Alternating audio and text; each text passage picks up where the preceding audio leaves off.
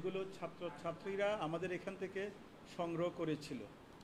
হল সংসদের মনোনয়নপত্র জমার ডাটা আমরা এখনো পুরোপুরি সকল হল থেকে পাইনি। আমরা 9টা হল থেকে পেয়েছি।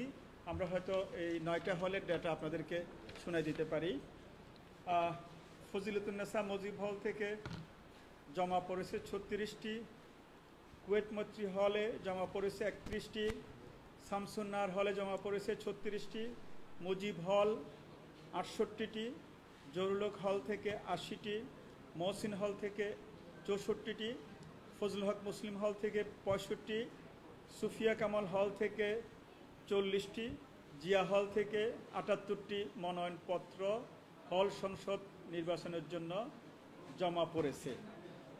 বাকি আরও 9টি হলের সংবাদ আমরা হয়তো আরও একটু পরে পাবো, তখন হয়তো আপনাদেরকে বলতে পারবো। এই পর্যন্ত আমাদের গত 12 তারিখ থেকে আজকের আপডেট। আপনাদেরকে অসংখ্য ধন্যবাদ আমাদেরকে সহযোগিতা করার জন্য। আমাদের সংবাদগুলো আপনাদের মাধ্যমে সারা জাতির কাছে আপনারা পৌঁছিয়ে দিয়েছেন। আবারও আপনাদের প্রতি আমাদের কৃতজ্ঞতা।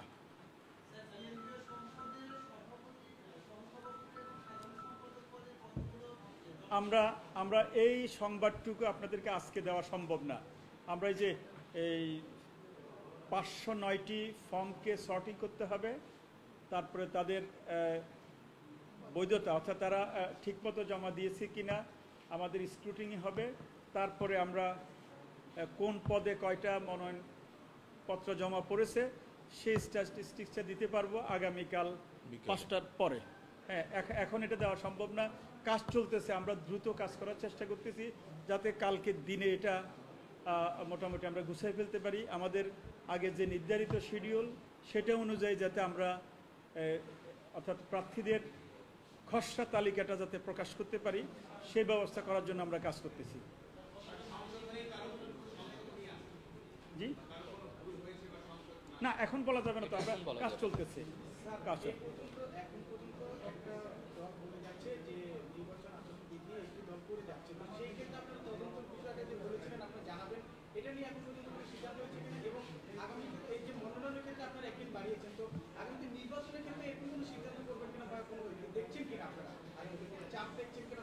মারুফ ভাই একটু কি রেসপন্স করবেন? হ্যাঁ,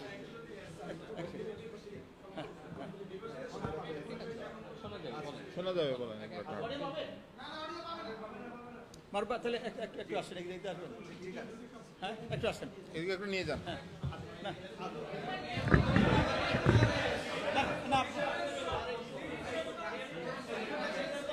আচ্ছা আচ্ছা আমরা আপনি বলেন। আচ্ছা তাহলে আমরা বলে দিচ্ছি। আমরা একটা বিশেষ হলের কথা আপনারা জেনেছেন। আমরা সাথে সাথে তদন্ত কমিটি করেছি, জরুরি মিটিং করে। তদন্ত কমিটি কালকে সারাদিন রিপোর্ট তৈরি করে আমাদের হাতে দিয়েছে রাত্রে। আমরা আজকে এই শিডিউলের কারণে আমরা সেই তদন্ত কমিটির রিপোর্টটা এখনও দেখতে পারি নাই।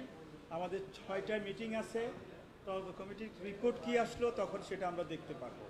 আমরা আচরণবিধির বিষয় আবারও বলছি, এই পর্যন্ত যেই কয়টা অভিযোগ আপনাদের সামনে তো করেছে তারা, সাথে সাথে আমাদের সম্মানিত কমিশনের সদস্যগণ তাদেরকে সতর্ক করে দিয়েছেন এবং তারা মেনে গেছে। আর কোনো ধরনের আচরণবিধি আপনারাই বলেন কোনো ব্যত্যয় হয়েছে কিনা। আচ্ছা, আমরা একটু বলে রাখি যে আচরণবিধি সংক্রান্ত আমাদের দেখার জন্য পরিষ্কার কমিটি আছে। সেই কমিটি আমরা যখনই যে পক্ষই যে ধরনের আচরণবিধি সংক্রান্ত অভিযোগ আনছে আমরা সেই কমিটির কাছে প্রেরণ করছি। সেটা খুব শক্তিশালী একটা কমিটি, তারা দ্রুত রেসপন্স করার চেষ্টা করছে। আপনারা জানেন যে আমরা আজকে পর্যন্ত এই মনোনয়নপত্র দাখিল, জমা গ্রহণ এবং এইটা পর্যন্ত ব্যস্ত ছিলাম। এখনো পর্যন্ত ক্যাম্পাসে যে সমস্ত তথ্য আমাদের কাছে আছে কোথাও খুব বড় রকমের কোনো আচরণবিধির লঙ্ঘনের ঘটনা ঘটেনি। কিছু ঘটেছে আমরা শুনেছি, সেই অভিযোগগুলো আমরা গ্রহণ করেছি। তার জন্য যে ওই বিধি সংক্রান্ত যে ব্যবস্থা গ্রহণ করার কথা সেটা গ্রহণ করার জন্য নির্ধারিত কমিটি কাজ করছে এবং আপনারা দেখেছেন এবং দেখবেন যে এটা নিয়ে আমাদের নির্বাচন যে টিম সেই টিমের পক্ষ থেকে ব্যবস্থা গ্রহণ করা হবে।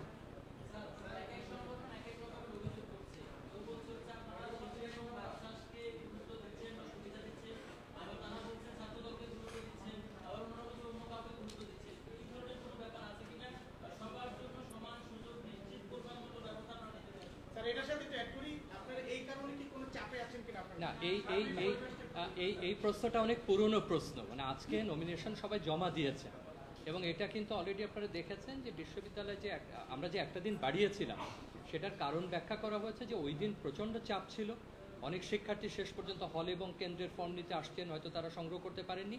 এর সঙ্গে কোনো দলকে সুবিধা দেওয়া বা কোনো পক্ষকে সুবিধা দেওয়ার তো প্রশ্নই আসে না, এটা কিন্তু আমাদের দিক থেকে বারবার বলা হয়েছে এবং এইভাবে অনাচারিতভাবে কে বলেছেন বা কার নাম বলেছেন এটা তো আসলে উত্তর দেওয়া আমাদের পক্ষে সম্ভব না। আর এখন থেকে যেহেতু প্রার্থী নিশ্চিত হয়ে যাচ্ছে আগামী 2-1 দিনের মধ্যে, তখন তো আচরণবিধিটা পর্যবেক্ষণ করা আরও সহজ হবে যে কোন প্রার্থী আচরণবিধি লঙ্ঘন করছেন বা করছেন না। আর এর বাইরে তিনি যখন আরও তার নেটওয়ার্কের মধ্যে থাকেন সেটা তো একটা বিস্তৃত বিষয়।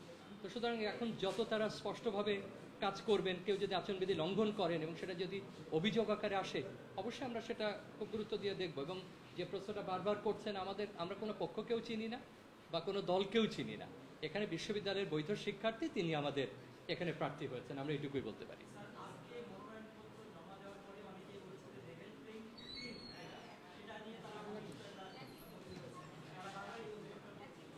সেটা আপনাদের কাছে করছেন, আমাদের কাছে আমরা যখন নিয়েছি আমাদের কাছে এইটার কোনো অভিযোগ আমরা পাইনি।